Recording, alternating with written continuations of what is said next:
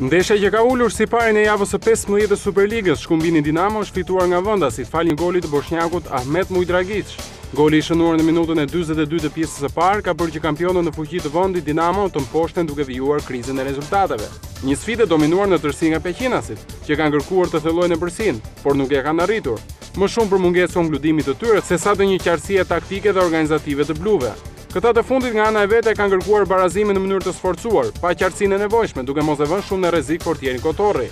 Dinamovitët nuk arritën të mprishnin dot eksperiencën e keqe të tyre në transfertet e Peqinit, ku edhe në kampionatin e shkuar, kur dominuan totalisht garën dhe u shpallën kampion të vendit qysh në fazën e dytë, njihnin vetëm humbje ndaj shkumbinit në fushën e këtij të fundit. Pas ndeshjes, trajneri Dinamos Blanco, që tani rrezikon të shkarkohet, ka pohuar se gjyqtari i sfidës i ka mohuar 2 penallti të sakta skuadrës së tij.